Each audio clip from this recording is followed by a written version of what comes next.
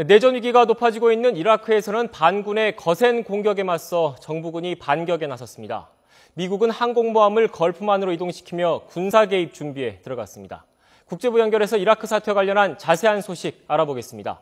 홍선기 기자. 네, 국제부입니다.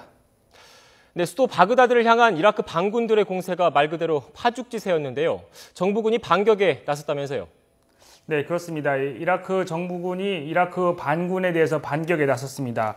그동안 이라크 정부군이 공격해오던 반군에 대해서 사실상 아무런 저항도 하지 못하다가 급진 순위파 무장 세력인 이라크 레반트 이슬람 국가 ISIL의 반격을 시작했습니다.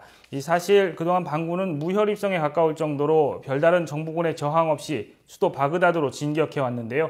이 정부군이 바그다드 수호를 위해 반격에 나선 겁니다.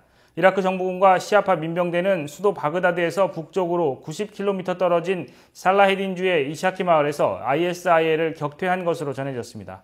ISIL은 지난 10일 이라크 제2도시 모술을 장악하고 파죽지세로 바그다드를 향해 진격했지만 정부군이 진열을 재정비하고 시아파 민병대가 정부군에 합류하면서 바그다드 북쪽 100km 지점에서 전선을 형성하고 있습니다. 네, 정부군과 반군 사이의 공방이 격화하고 있는 것 같은데요. 이라크 정부 요인들에 대한 공격도 빈번하게 일어난다면서요. 네, 아직까지 공격 주체가 반군인지 명확하지 않지만 정부와 종교계 요인들에 대한 공격이 이라크에서 빈번하게 일어나고 있습니다.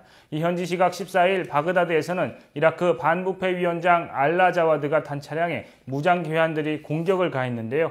경찰과 총격전이 벌어지면서 9명이 숨지고 21명이 다쳤습니다.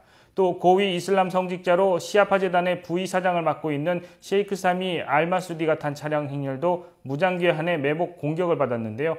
여기서도 경호원 8명이 사망하고 10여 명이 다쳤습니다. 이처럼 이라크 정부 요인과 시아파 종교 지도자들에 대한 공격이 잇따라 일어나고 있지만 이번 공격이 반군들의 소행인지는 아직까지는 명확하게 밝혀지지 않고 있습니다. 네, 미국의 움직임도 관심입니다. 일단 걸프만으로 항공모함을 이동시켰다면서요. 네, 미국이 항공모함 조지 H.W. 부시함을 이라크 인근 걸프만으로 이동시키고 있습니다. 미 국방부는 이와 관련해 이라크에 있는 미국인들의 생명과 이익을 보호하는 데 군사작전이 필요하다면 이번 항공모함 이동 명령으로 총사령관의 선택폭이 넓어질 것이라고 말했습니다. 다시 말해서 총사령관인 오바마 미국 대통령이 취할 수 있는 군사조치가 다양해질 수 있다는 겁니다. 오바마 대통령은 이미 이라크에 지상군을 파병하지 않겠다고 말한 상태인데요. 항공모함이 걸프만에 배치된다면 지상군을 투입하지 않고도 군사작전은 얼마든지 가능해집니다. 이 전투기를 이용한 공습은 물론 무인기를 투입해서 정찰 활동을 벌여 이라크 정부군을 돕는 일 등이 가능해지기 때문입니다. 이번 이라크 사태에서 주목되는 점 가운데 하나가 미국과 이란의 대응인데요. 앙숙관계인 두 나라가 묘하게도 이번 이라크 사태에서는 한 배를 탄 모양새인 것 같습니다.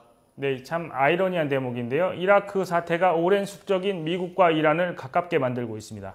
두 나라 모두 이라크 반군 세력을 견제해야 하는 입장이기 때문인데요. 미국은 이라크에서 이슬람 급진 수니파 무장 반군 세력을 급속히 확산하면서 이 테러 행위가 확산되는 걸 막아야 하는 입장입니다.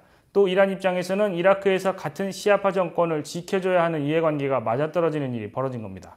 로하니 이란 대통령은 이라크 사태와 관련해 테러 집단을 응징하기 위해 미국이 행동에 나선다면 협력하는 방안을 생각해 볼 수 있다고 말하기도 했습니다. 이 때문에 실제로 미국과 이란이 이라크 내전 위기 사태를 계기로 손을 잡을 수 있다는 관측도 나오고 있습니다. 지금까지 국제부에서 전해드렸습니다.